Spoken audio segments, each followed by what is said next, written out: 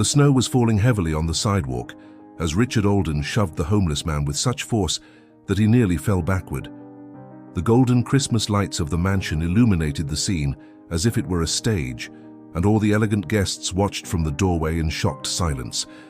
The beggar's torn coat flew open with the impact, and something small and laminated flew through the air, landing in the dirty snow. It was an old photograph, faded by the decades, but still visible under the light of the decorative lampposts. When Richard looked down and saw that image, all the color drained from his face, and for the first time in 30 years he felt true fear.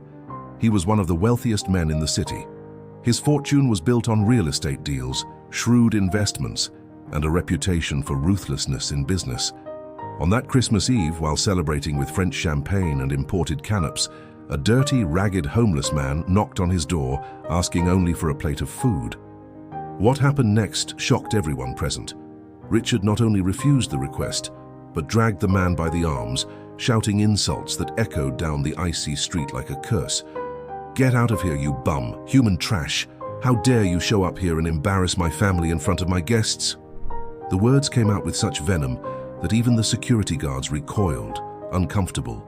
But when that old photo fell from the man's torn pocket, everything changed in a second.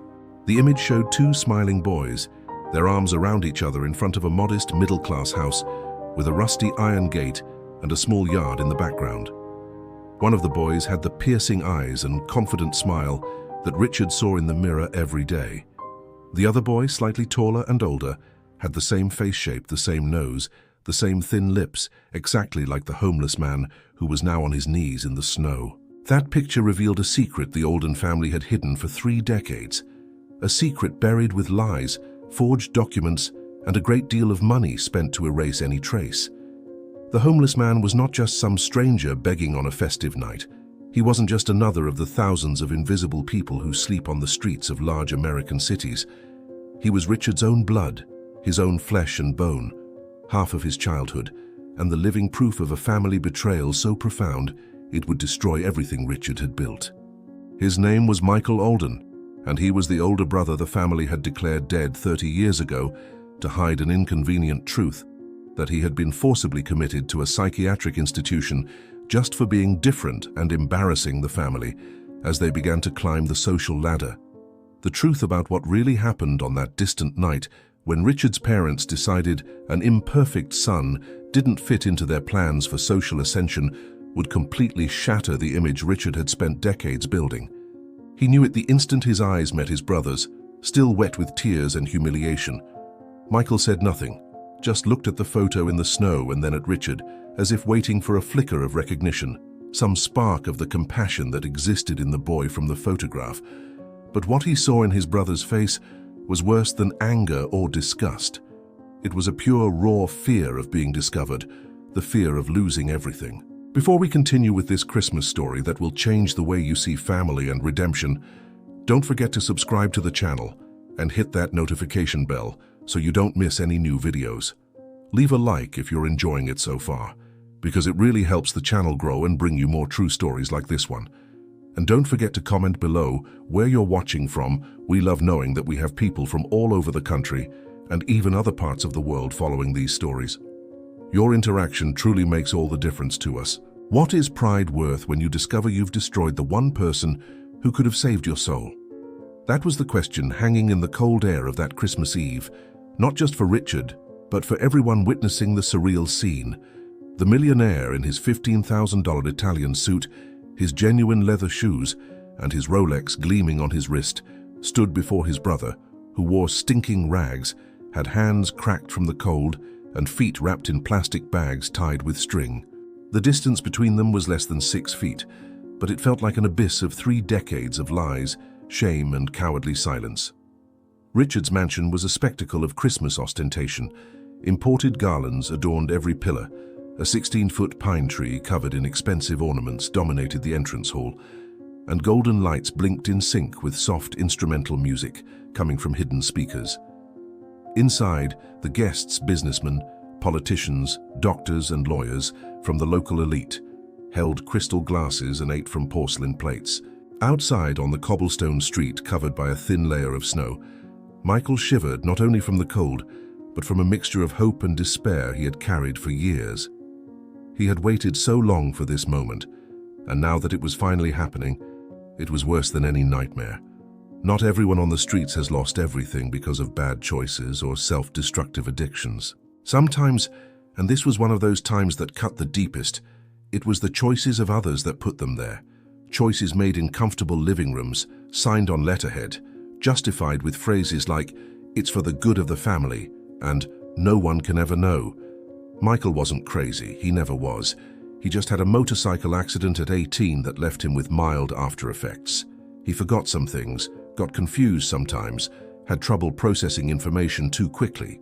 Nothing that would stop him from living, working, or loving. But enough for his ambitious and shame-filled parents to decide he was a problem that needed to be solved. On the most sacred night of the year, when even the hardest hearts open a little to compassion and forgiveness, Richard discovered that the demon he feared most wasn't on the streets begging for change. It was in the mirror he admired himself in every day. Because he not only allowed the injustice to continue when he found out the truth at 25, he actively chose to keep his brother buried in the past to preserve his inheritance, his reputation, and his lifestyle. And now, in front of 80 guests with smartphones ready to record, in front of his wife Beatrice, who looked at him with a mixture of confusion and horror, in front of Father Anthony, who quoted Bible verses about charity, Richard was facing the moment he had tried to avoid for 3 decades. The truth had finally come knocking at his door. 6 hours before that confrontation in the snow, the Olden mansion was a beehive of frenetic, organized activity. Richard moved through the rooms with a glass of Scotch whiskey in his hand, supervising every detail of the decorations, like a general inspecting his troops before battle. "That garland is crooked, fix it now!" he yelled at a decorator who charged $500 an hour. "The flowers on the main table are not the ones I ordered. Where are the white orchids?" His voice echoed with the authority he had cultivated over years, a mix of money, power, and the absolute certainty that the world should bend to his will. For Richard, this Christmas party wasn't a celebration. It was a public declaration of his success. Richard Olden, 52, was not born a millionaire, and perhaps that was why he clung so desperately to the symbols of wealth. He grew up in a modest suburban house, the son of a shopkeeper who began to prosper in the late 80s. When he was 15, fortune finally smiled upon the family. His father made some smart investments, opened more stores, and within a few years became a respectable small-time businessman. Richard absorbed the main message his father repeated like a mantra. In life, you're either somebody or you're nobody. Since then, he had built a real estate company from the ground up, married Beatrice, a beautiful and sophisticated woman, 15 years his junior, and turned his obsession with status into his personal religion. Beatrice was in the bedroom changing for the 3rd time, trying on designer dresses, while listening to her husband yelling at the staff downstairs. She sighed, looking at her reflection in the mirror. At 37, she was a beautiful, well-kept woman, with flawless blonde hair and a figure maintained by a personal trainer and a nutritionist. But lately, when she looked at herself, she saw a stranger and empty version of herself who smiled at parties, posed for photos, and pretended that this life of ostentation made her happy. "Is he going to yell all night?" she murmured to herself, adjusting the diamond necklace Richard had given her for her last birthday. Expensive diamonds, but given without love, just another symbol of possession. As Richard obsessively adjusted the position of the crystal glasses on the buffet table, he looked out the panoramic living room window, and his face contorted in disgust. On the corner, 2 blocks away, he saw 3 homeless people approaching the affluent neighborhood, probably drawn by the smell of food that was beginning to waft from the mansion's kitchens. "This can't be happening," he muttered, feeling a wave of anger rise in his chest. To Richard, the presence of poor people near his party was a personal offense, a stain on the perfect image he wanted to project. He picked up his phone and immediately called the private security firm he had hired especially for the night. "I want you to clear the streets around my house," Richard said into the phone, using the word clear without any sense of shame. "There are beggars roaming the neighborhood, and I can't have that here tonight, not with the guests I'm expecting. You are paid precisely to prevent this kind of situation." On the other end of the line, The head of security hesitated for a moment before replying that he would handle the situation discreetly. Richard hung up, satisfied, not noticing that Beatrice had heard the entire conversation from the doorway and was looking at him with an expression that mixed disappointment with something close to shame. She said nothing. She had learned years ago that questioning Richard when he was in this mode only led to arguments and slammed doors. The inciting incident that would set everything in motion occurred at exactly 6:30 p.m. as the first guests began to arrive. Richard greeted them at the door with firm handshakes and rehearsed smiles, presenting each decorated room as if it were an art gallery. "This sculpture came directly from Italy, $80,000, he commented casually to a real estate developer. "The dining room chandelier is Austrian crystal. It weighed 3 tons to install." Every sentence was calculated to impress.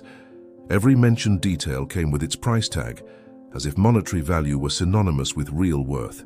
Meanwhile, outside, the security guards carried out his order, gently turning away homeless people and telling them that loitering was not permitted at this time. Father Anthony was one of the last to arrive, bringing with him that uncomfortable presence that religious men have at purely social parties.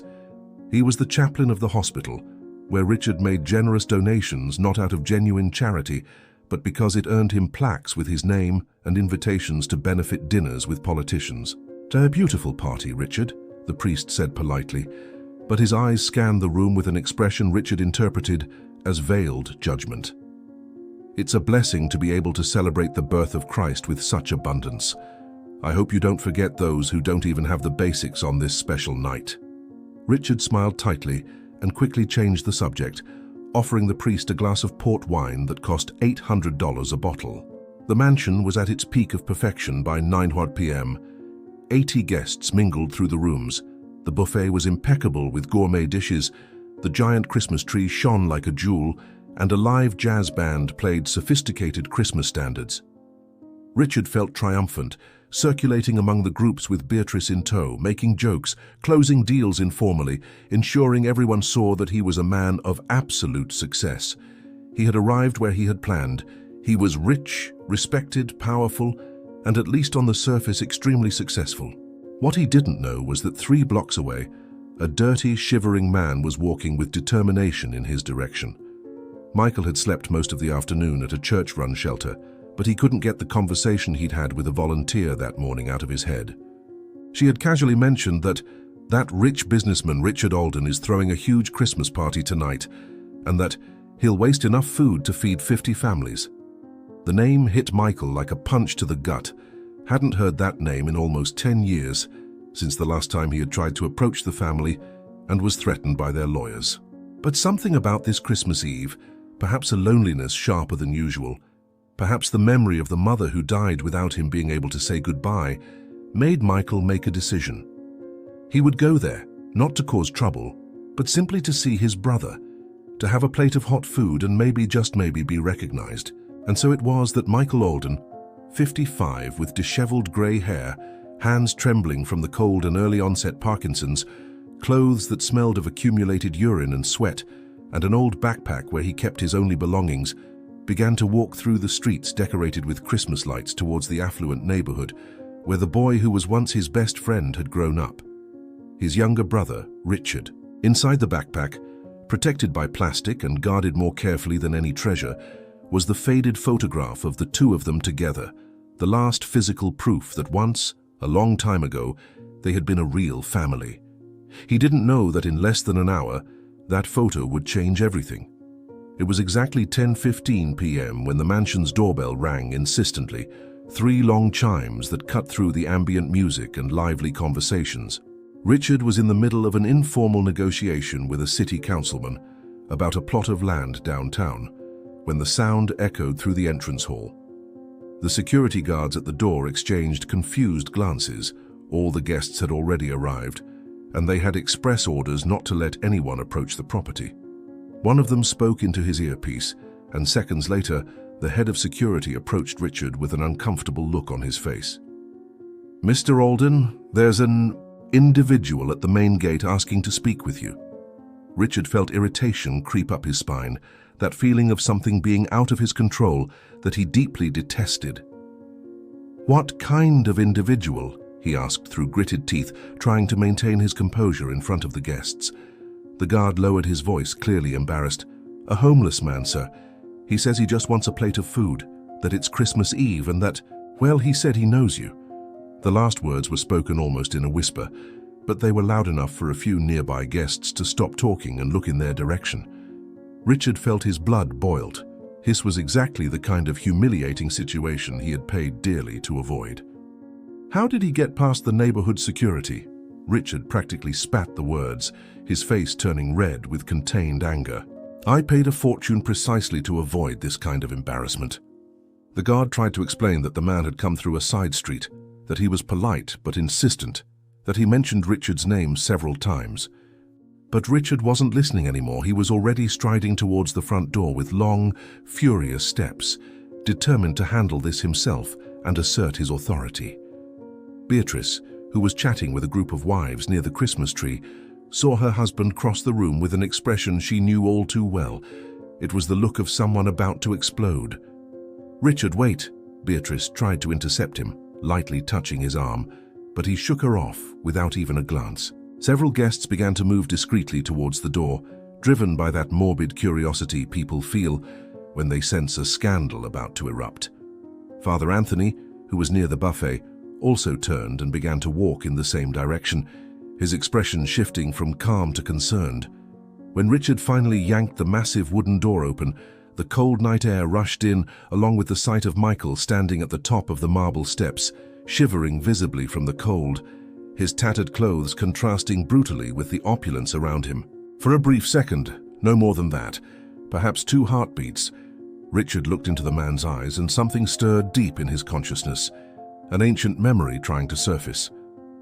But pride and embarrassment were faster, suffocating any flicker of recognition before it could fully form. "What are you doing here?" Richard practically shouted, his voice thick with contempt and rage.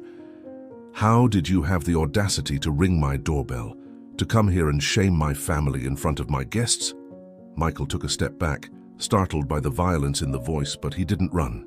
His trembling hands clutched the zipper of his torn jacket, and his eyes, those eyes that were the same shade of brown as Richard's, were moist. I just wanted a plate of food," Michael said, in a voice hoarse from hours of not speaking to anyone. "It's Christmas Eve, and I know you rich folks waste so much food at these parties. I just thought maybe—" His voice trailed off, the words dying in his throat as he saw the absolute fury on Richard's face. Behind the homeowner, the guests were beginning to crowd, some with expressions of shock, others of curiosity, a few already discreetly taking out their phones. Beatrice finally managed to reach the door and saw the scene. Her husband confronting a man clearly homeless, the difference between them so stark, it looked like a photograph of 2 worlds that should never touch.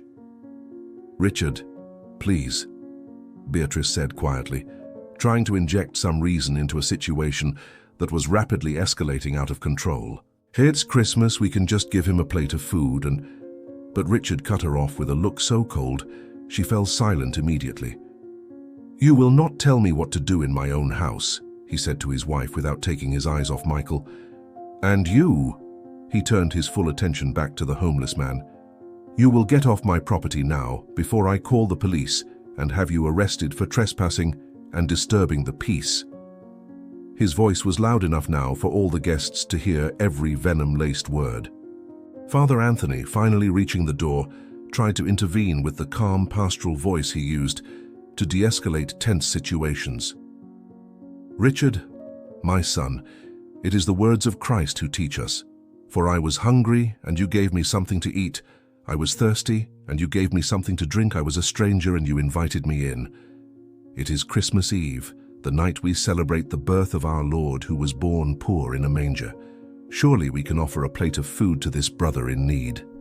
The priest's words, spoken with genuine compassion, had the opposite of the intended effect on Richard. He felt it as a public reprimand, as if the priest were telling everyone present that he was a bad Christian, a man without charity. "With all due respect, Father, but there's a time and place for charity," Richard replied, his voice now laced with a calculated coldness. "And it's not at my front door during my private party, causing embarrassment to my family and my guests." He turned again to Michael, who was still standing there, seemingly unable to process the level of rejection he was receiving. "You have 5 seconds to leave, or I will make you leave," Richard said. And this time there was no doubt it was a real threat. Michael looked around, saw the faces of the wealthy guests all staring at him as if he were an insect, saw Richard's wife with tears in her eyes but silent, saw the priest trying to intervene but being ignored. "Please," Michael said one last time, his voice breaking with desperation. "I walked 3 hours to get here. It's so cold outside, and I just wanted a little food, and maybe you'd recognize me." The last words came out almost as a whisper, freighted with a hope so fragile it seemed about to shatter. But Richard didn't hear, or chose not to, because in that moment something in him snapped, perhaps the pressure of keeping up appearances, perhaps the deep-seated fear that this man actually knew him, perhaps just the pure arrogance of someone who believes himself above basic humanity. He lunged forward, grabbed Michael by his old coat with both hands, and began to drag him towards the marble steps, shouting, "I told you to get out! You filthy bum!" What happened in the next few seconds seemed to unfold in slow motion for everyone who witnessed it. Richard, with all the strength of a 52-year-old man who went to the gym 5 times a week, pulled Michael by the collar of his coat and shoved him violently towards the staircase. Michael, frail and malnourished, had no chance of keeping his balance. His body was thrown backward. His feet lost contact with the marble floor, and he fell sitting on the first 3 steps before tumbling down to the snow-dusted sidewalk. The impact knocked the wind out of his lungs, and the muffled thud of his body hitting the stones made several women among the guests gasp in shock. Beatrice brought her hands to her mouth, horrified, while a few men took an instinctive step forward, as if to intervene but not knowing quite how. You... Richard was so consumed by rage that the words came out jumbled, disconnected.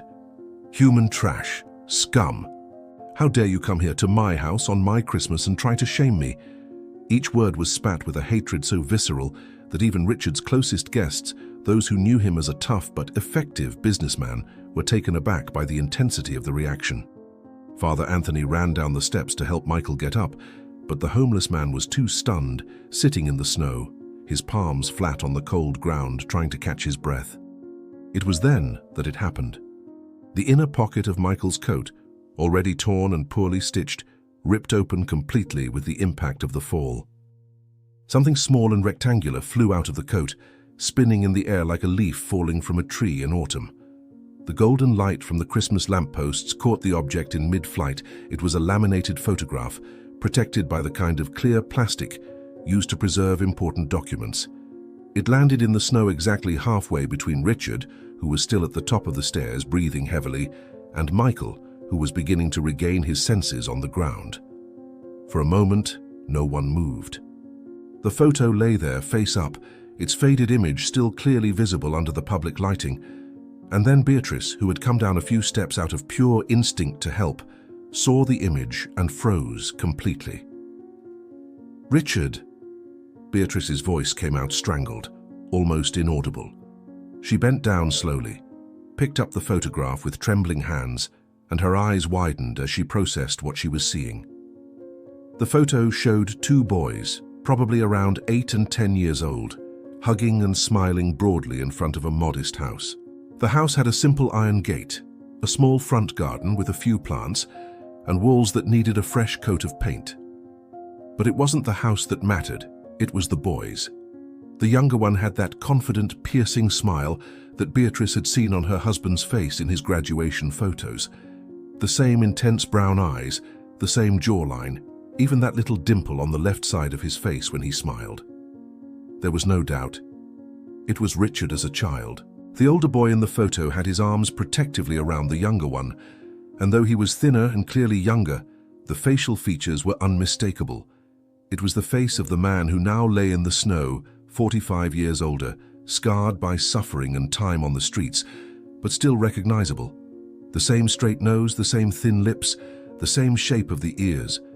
Beatrice looked from the photo to Michael, then to Richard, and back to the photo, her brain struggling to process the impossibility of what she was seeing. "Richard," she said again, louder now, her voice thick with a mixture of confusion and growing horror. "Richard, who is this boy in the picture with you?" She turned to her husband, holding out the photograph with visibly shaking hands. Richard came down 2 steps, glanced at the photo his wife was holding, and all the color drained from his face in an instant. His lips parted, but no sound came out.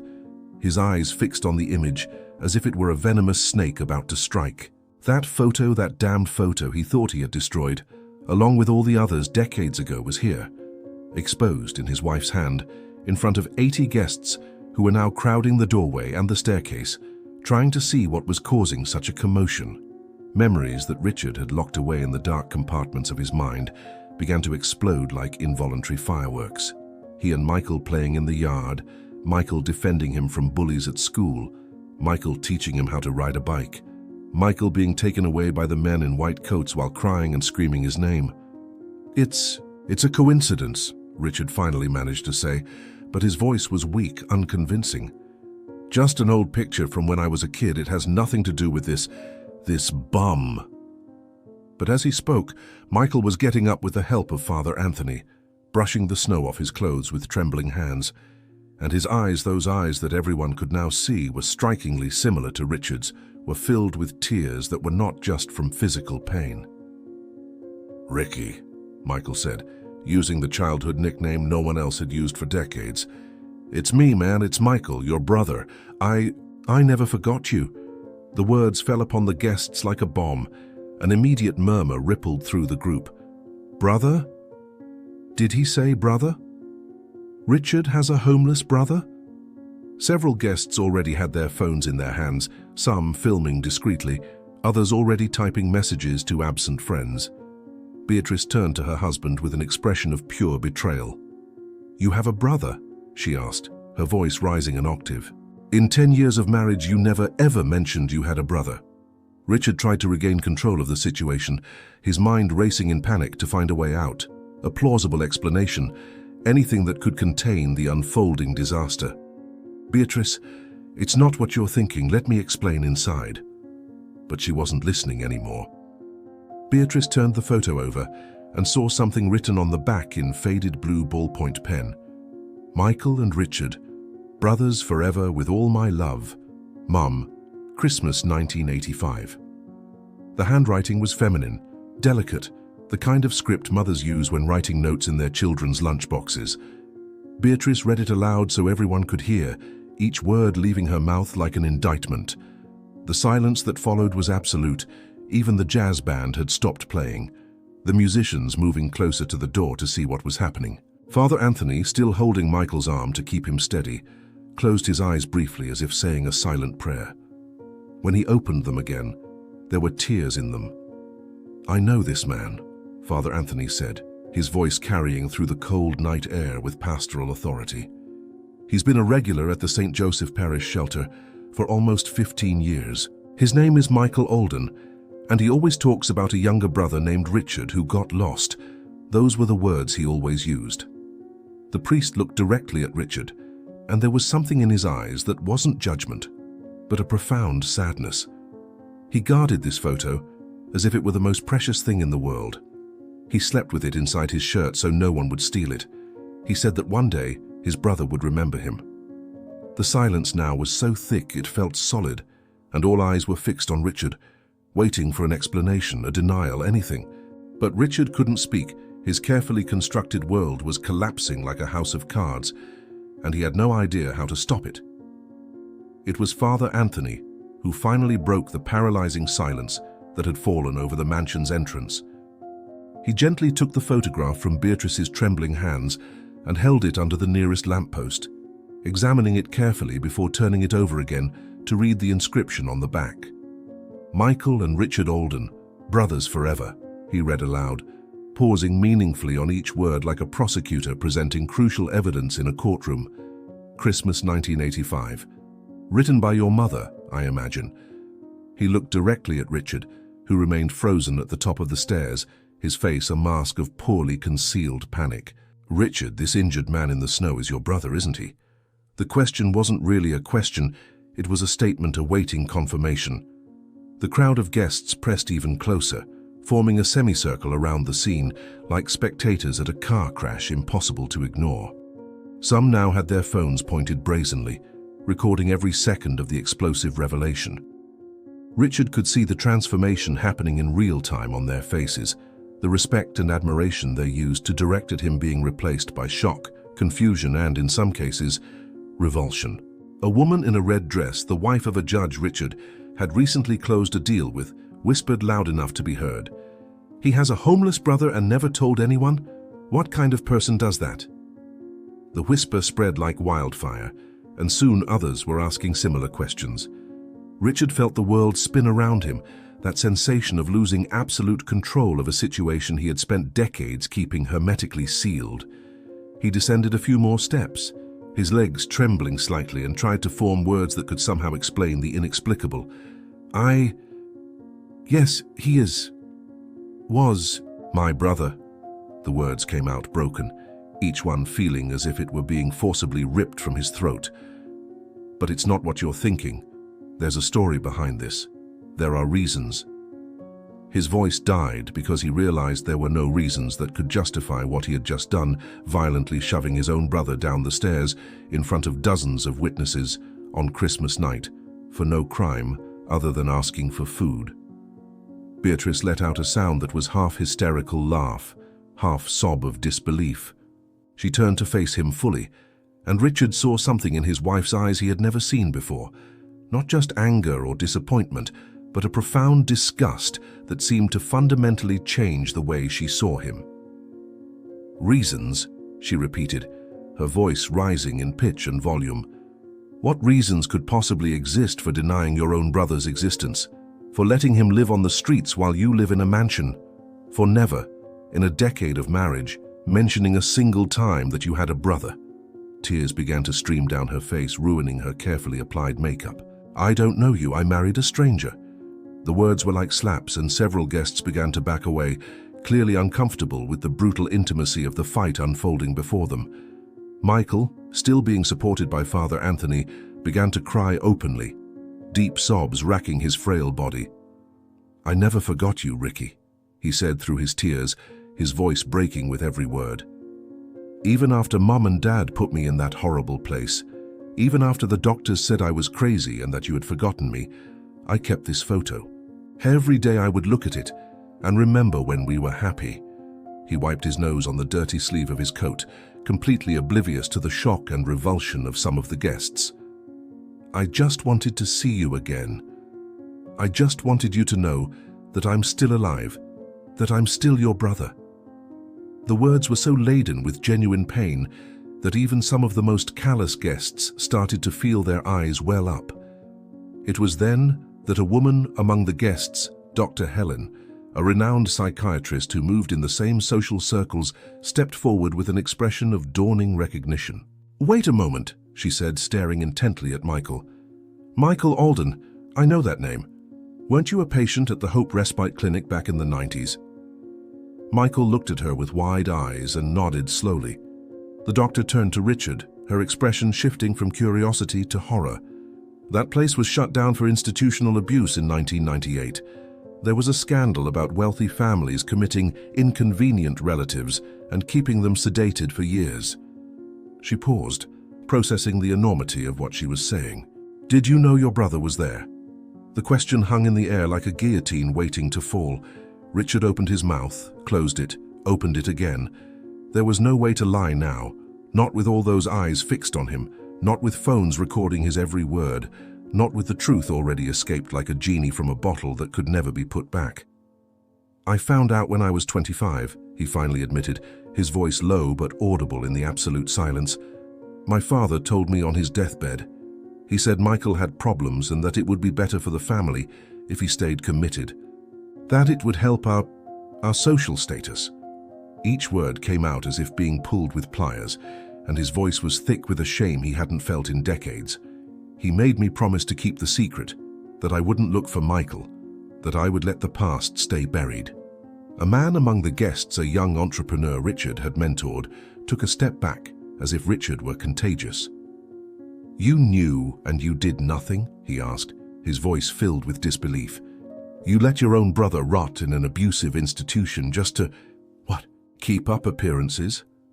Other guests began to make sounds of disapproval, and Richard could see the social dynamics he had so carefully cultivated disintegrating before his eyes. People who 20 minutes ago had greeted him with smiles and handshakes now looked at him with poorly disguised contempt.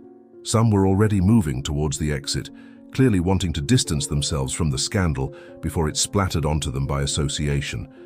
Beatrice moved away from Richard physically, putting several feet of distance between them as if his proximity were contaminating. "And when the clinic closed?" she asked, her voice trembling but determined to know the whole truth. "What happened to him then?" Michael answered before Richard could, his voice still broken but gaining strength. "They threw us out on the street. No ID, no money, nothing. I tried to find my family, but the old house had been sold. I looked for Richard in the newspapers, saw he had become an important businessman. He looked directly at his brother, and there was as much love as there was hurt in his gaze. I tried to talk to you 3 times over the years. Your lawyers threatened me, said if I didn't disappear, you'd sue me for harassment, so I stopped trying." The final revelation fell like a death sentence on any possibility of Richard controlling the narrative. Murmurs of shock and anger rippled through the guests. A woman shouted, "Shame on you!" as she hurried out, dragging her husband with her.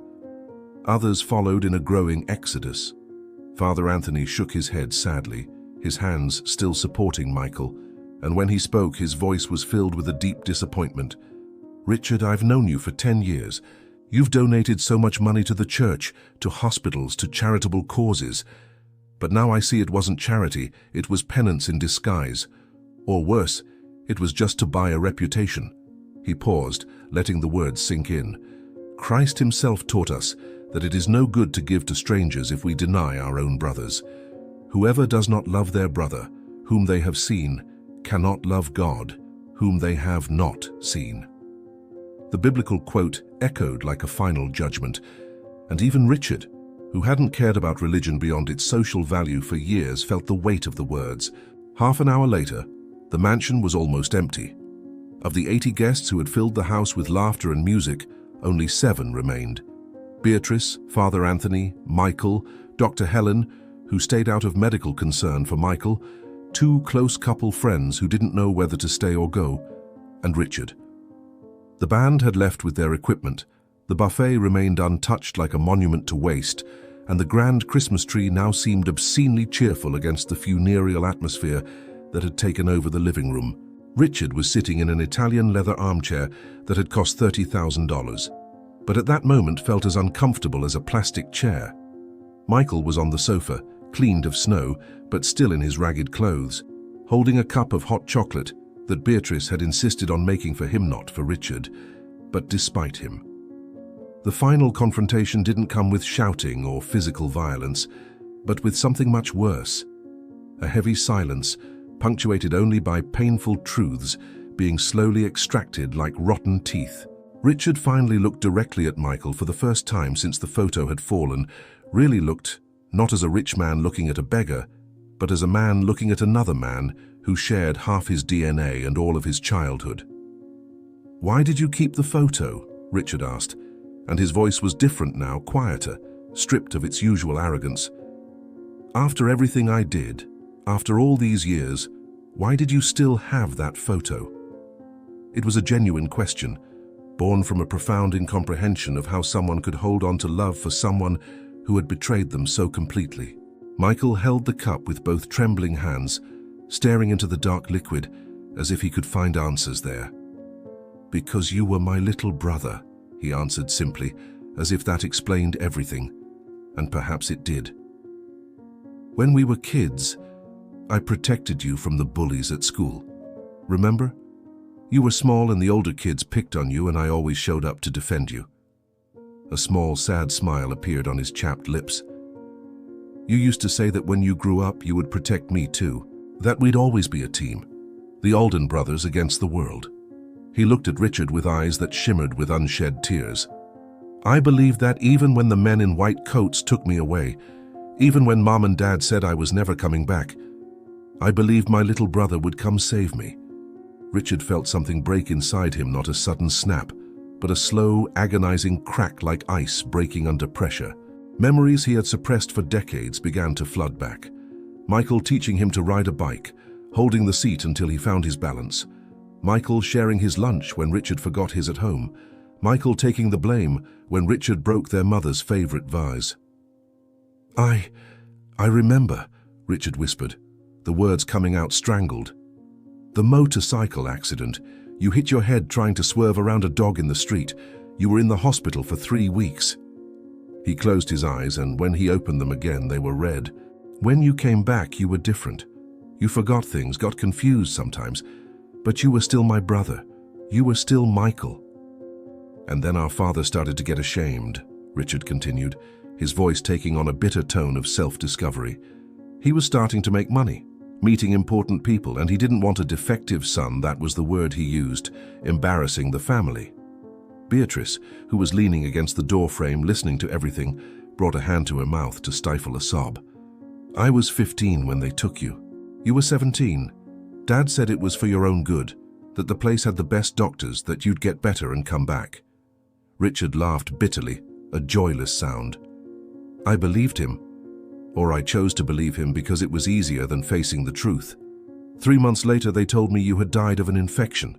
They even held a fake funeral with an empty casket and everything. The enormity of the cruelty, the calculated coldness required to stage a full funeral for a son who was alive and locked away in an institution, hung over the room like a toxic miasma. Dr. Helen, who had remained silent until now, finally spoke.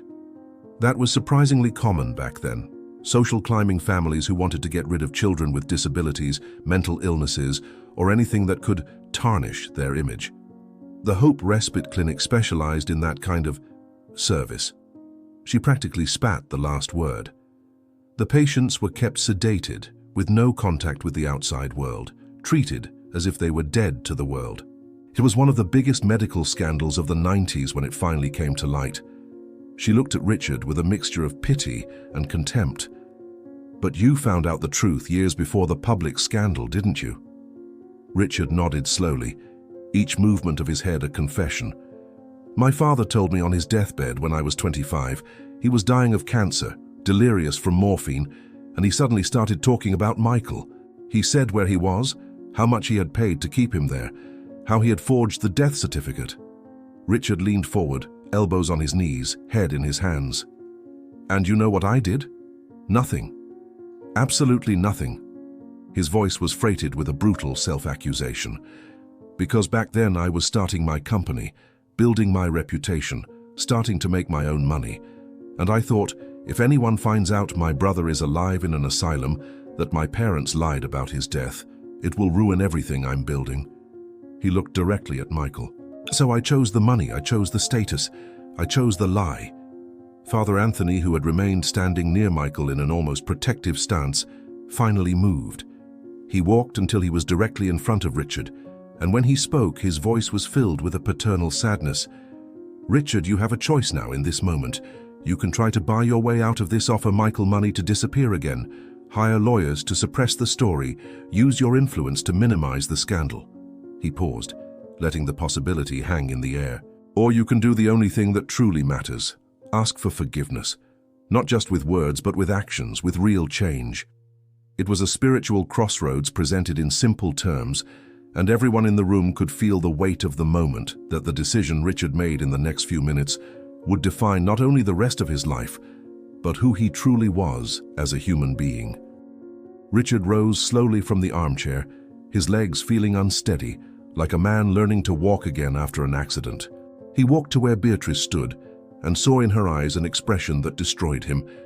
There was no love left there, only a cold curiosity about what he would do next, as if she were observing a stranger. He then turned and walked to Michael, stopping less than a yard from his brother. For a long moment he just stood there, looking at the man he had once known as his protector, his childhood hero, now reduced to a traumatized homeless man who smelled of urine and had hands trembling from early onset Parkinson's.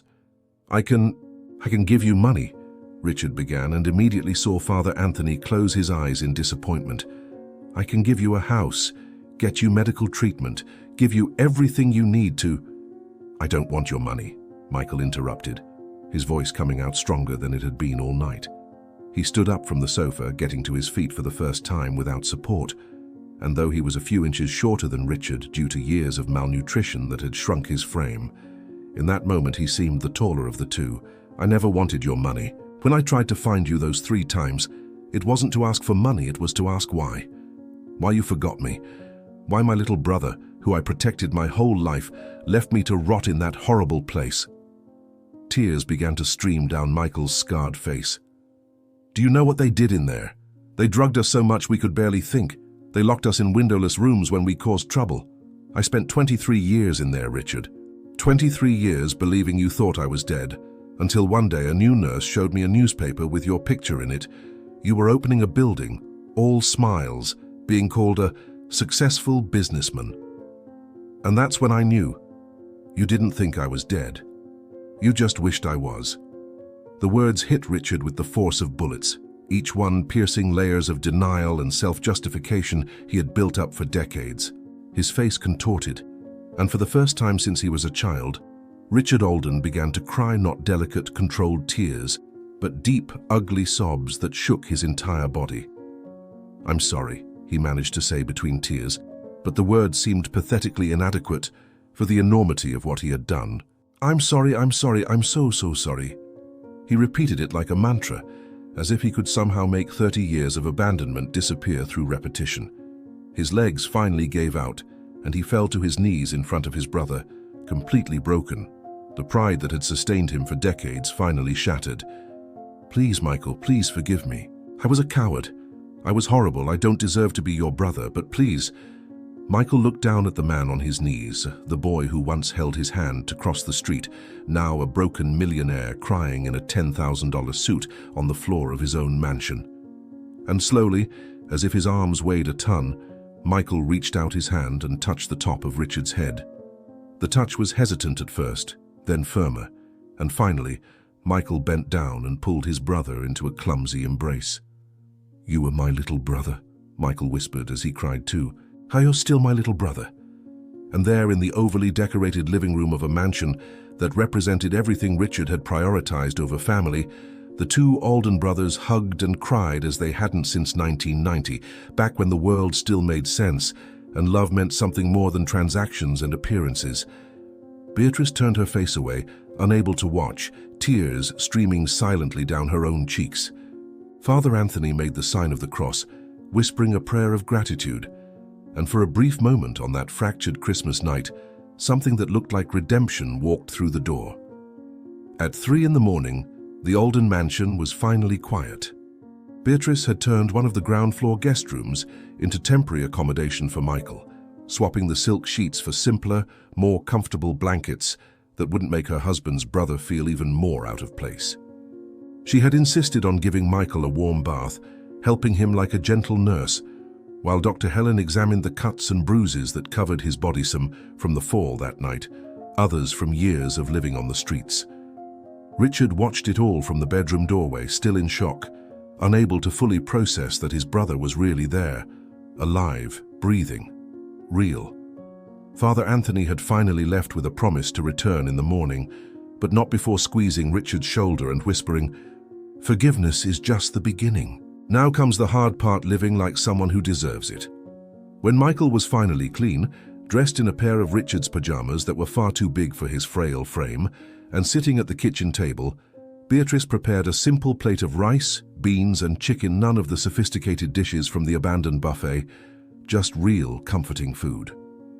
Richard sat on the other side of the table, watching his brother eat slowly, his hands still shaking as he held the fork. "Easy does it," Richard said softly, the first brotherly instruction he'd given in 35 years. "You have time.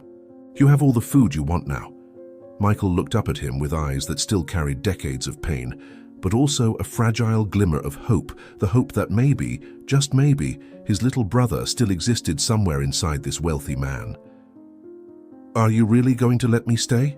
Michael asked between bites, his voice laden with a heartbreaking vulnerability. "Or are you going to send me away in the morning when you realize I'm a problem?" Richard felt the words like a punch to the gut, the reasonable suspicion of a man who had been abandoned and rejected so many times He could no longer believe in second chances. "You are not a problem," Richard replied, and for the first time in decades he was saying something completely sincere, with no layers of manipulation or self-interest. "You're my brother. You were always my brother, even when I tried to pretend you weren't." He reached his hand across the table, hesitant, and when Michael took it, that weak but meaningful grasp, Richard finally understood what he had lost all those years.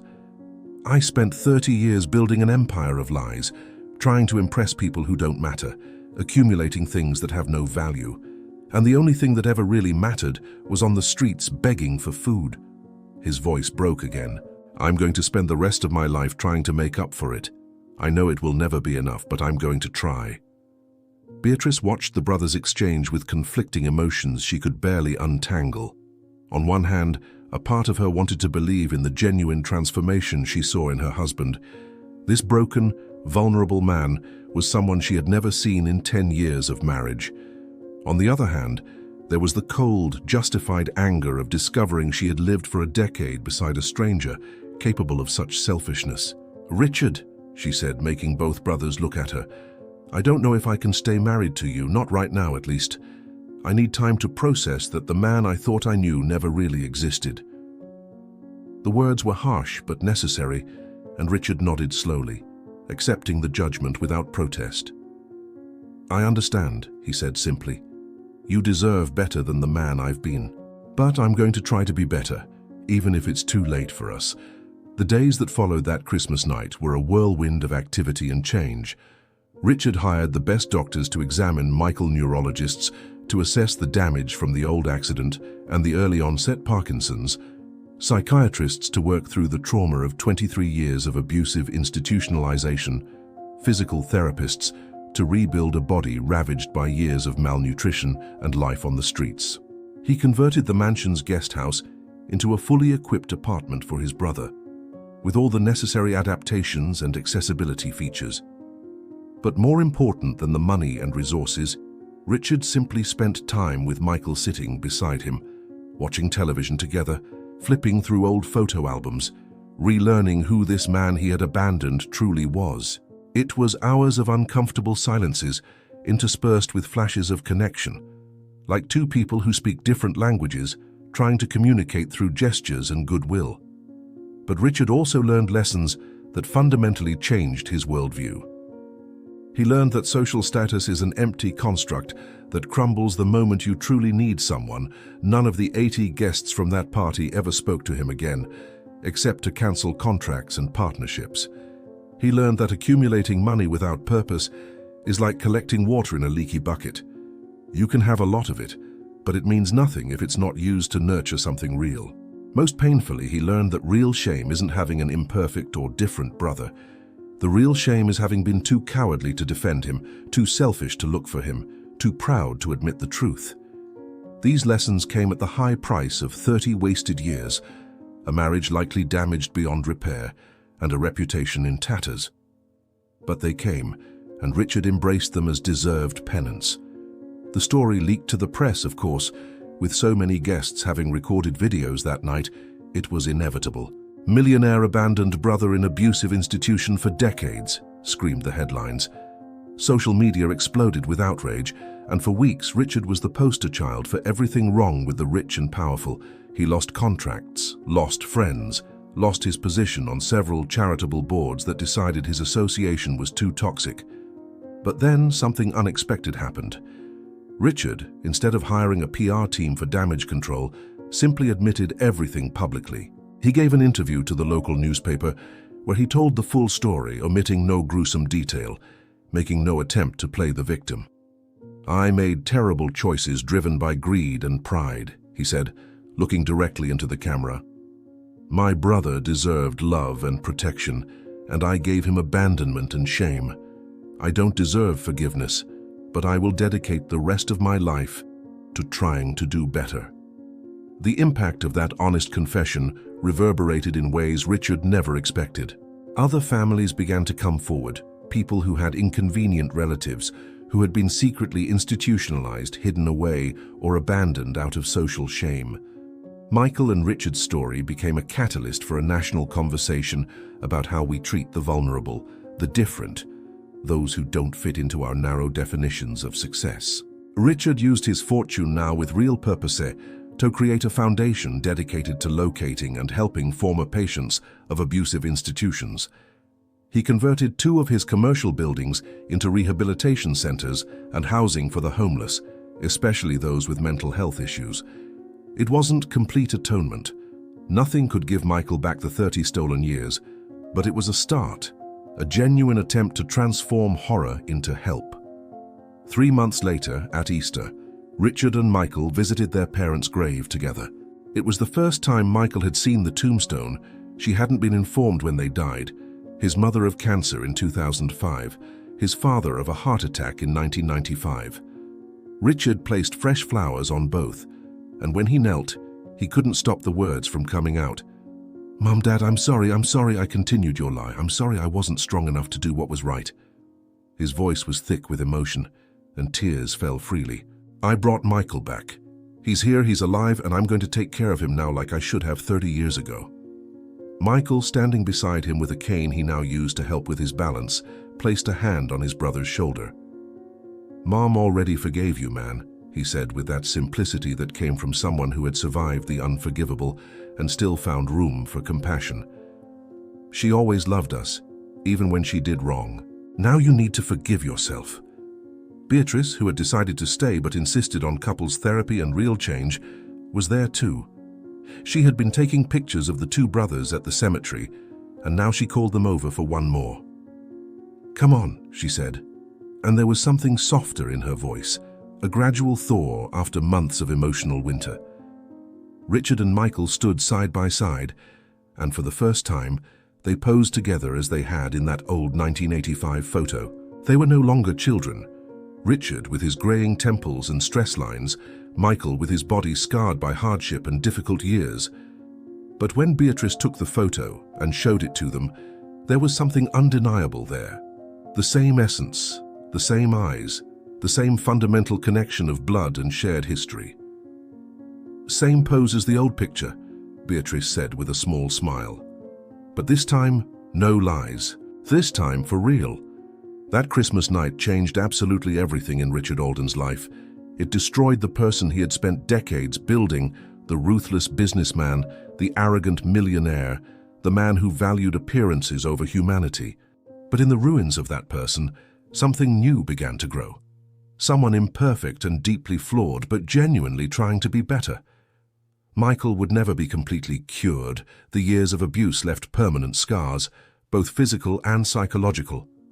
But he had a roof over his head, doctors who cared, and most importantly, he had his little brother back. Sometimes when Richard woke in the middle of the night, tormented by nightmares of all that Michael had suffered, he would walk to the guest house and just watch his brother sleep, making sure he was real, that it wasn't too late. Because sometimes you have to lose everything you think is important to discover what truly matters. And what matters isn't mansions or contracts or reputations. It's the ability to look in the mirror and recognize someone with enough humanity to do the right thing, even when it's hard, even when it's expensive, even when it's far too late. What about you? Have you ever had to choose between pride and love, between keeping up appearances and doing what's right? Have you ever looked around and realized you were prioritizing all the wrong things? Tell us in the comments your stories of redemption, your moments of choice, the times you chose well and the times you didn't. And if this story touched you in some way, if it made you think or feel or question, share it with someone who needs to hear it. Share it with that family member you've been avoiding, with that friend you left behind, with anyone who needs to be reminded that it's never too late to do better. Subscribe to the channel and turn on notifications for more true stories that explore the deepest side of human nature. And don't miss our next video, where we'll tell the story of a woman who discovered a 40-year-old secret hidden in her mother's Attica secret that explained all the coldness and distance she never understood, and that completely changed the meaning of family. Until then, remember, true love doesn't need DNA, but it does need courage. And sometimes the greatest miracles come from the most unexpected heart, 7 from hearts that have been frozen for 30 years, but have finally found warmth again.